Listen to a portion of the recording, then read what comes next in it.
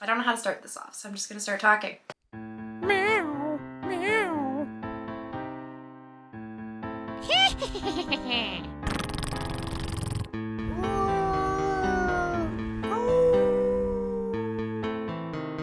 Making fun. Pretty much since the first time I saw it, one of my favorite movies has been Coraline. It is everything I love about storytelling. It is everything I love about filmmaking.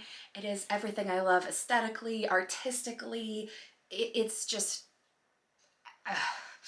words cannot express my love for that movie. I love stop motion animation. I love the high saturation colors, but like deep dark shadows. I love that child whimsy fantasy. If there was a perfect movie for me to make or story for me to tell, it would be Coraline. I was Coraline for Halloween probably 10 years ago now.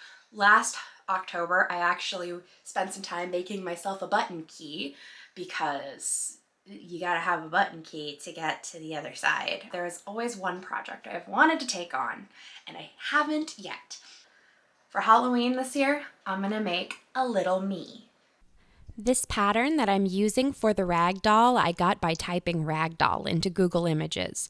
The instructions are in what appears to be Russian, I'm not sure, but I found it pretty self-explanatory. The first thing I did was trace all of my pattern pieces out onto this old bed sheet, and then I pinned the pieces of the sheet together to make sure they didn't move while I was cutting them. And shockingly enough, my next step was to cut out all of the pieces. Here are all of the pieces laid out, and then I traced out the legs. I decided to do the legs in this black and white striped fabric because I love wearing black and white striped tights. So here I am laying out all of the fabric in the shape of the doll so I can get an idea of its size. And here I am taking some armature wire and building a skeleton for my doll. I wanted her to be flexible and posable instead of just a floppy doll. So I got armature wire together. First, I made the armature of the legs and the head, making sure that everything was going to fit inside. And then I made an armature for the arms as well, just constantly readjusting and twisting and checking to make sure that when I sew the doll together, this is going to fit inside. And then I began the process of sewing together all of the individual pieces of the doll. These are really tiny seams, so it depends on what kind of seam allowance you're comfortable working with. I can do small-ish seams, but when they get too small, my sewing machine gets angry and tries to eat them. So I took my time being as careful as I could as I went around all of these little seams. There's me doing the head. And then I put the armature inside first of the body and then the legs, stuffing them and then sewing them carefully together as I went. There I am doing one of the arms. This was one of the most difficult things I have ever done, and I'm very thankful for chopsticks in this moment. And then I'm going around and carefully sewing the arm on as well, using what I think is a ladder stitch so that the seams aren't going to be visible on the outside. Lastly, I stuffed the head through this kind of gaping hole in the mouth, and then I sewed the mouth up.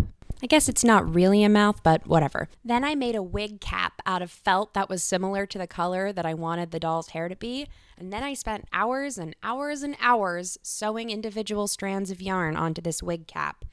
I ended up making the hair a little too thick, and she actually has much thicker hair than I do, and I'm jealous, but whatever. Then I placed the wig cap where I wanted it to sit on the head, and then I sewed right down the middle of the part, and then very carefully around the outside of the wig cap. And now let's get started on the clothes. That was some fabric that I had chosen for a couple of different outfits. Here I am cutting out some squares and rectangles for the dress.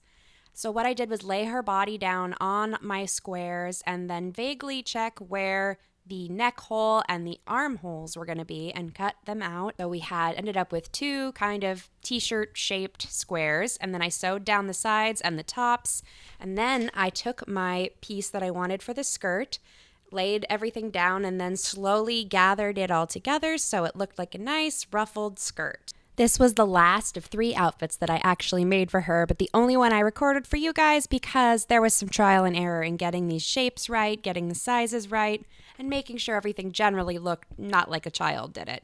No shade to children making doll clothes, that's how I started sewing. I sewed up the last seam in the back, and then instead of hemming the outside pieces, I decided to use fray check And then I cleaned everything up and added my closures in. Yay for snaps. So for the collar, I decided at the last minute that it would be really pretty to add this bias tape around the top. So I got out my fabric tack and I very, very carefully put fabric tack on the inside of my bias tape and then put that on the inside of the dress to start off with. Once I got all the way around the inside of the dress, starting from the middle of the bias tape, I put the glue on the outside and then very carefully pinched it together. I know I'm saying very carefully a lot, but I didn't want to get glue everywhere, so I was being very careful. And that was a very simple little dress that I just made. Only all dresses were that easy to make.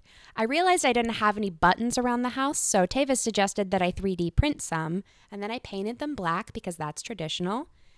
And there's a marzipan who decided she wanted to use my tripod for head rubs. What time is it?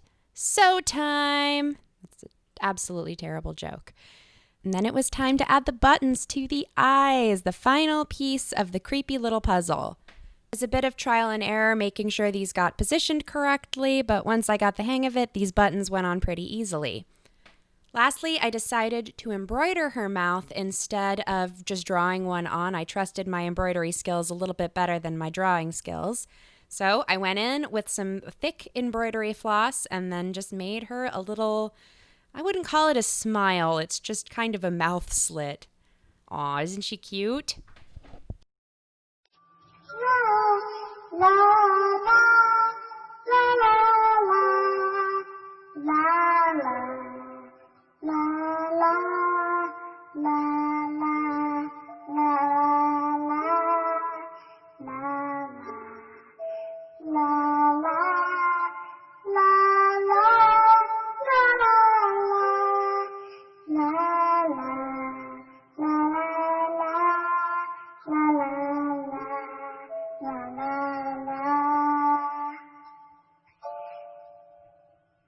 And that's it. I made myself a little Coraline doll. This is the first rag doll I've ever made. I've always wanted to try making rag dolls, and this is just my first attempt. I'm probably gonna end up making more. Here she is. She's riding the cat. I was really excited about this project, and I'm so happy she's done, and I have her now. If you follow us on Instagram at make.your.own.fun, or if you follow me on my personal Instagram, which I will put below in the description, you'll probably see lots of photos of this one going on adventures. I know it's only the first week of October, so I hope you're not sick of the spooky content yet, especially because it's gonna be a spooky Christmas too. Yes, I love me a good spooky Christmas. That was fun! Thanks so much for watching. Be sure to like and subscribe. That was fun! I'm wearing my cute and spooky Rachel Maxi tee that I just got in the mail 2 days ago, and it is like my favorite new shirt in the world because not only does it just describe me, and it's Rachel's merch, and I adore her and everything she does, but it's also a really comfortable shirt. Also, this entire video is just me going, oh, Rachel did this thing a few months ago, I'm gonna do that now. I mostly just watch her videos over and over and over again because I love her. And I pretend that we're friends. It's a video. It's Friday, and like always, I have left recording my intro to the last possible minute. You think you get your life together at my age, but no. 30 is the new 15. I love Coraline. Yeah, that's great. And things like that, just for fun. Hold on. Right, what do you want? Mini-me. It's the baby. I want you to see the baby. This is the baby. He's the grumpy baby, but he loves me. Yeah. You don't appreciate this, but I love you. I do.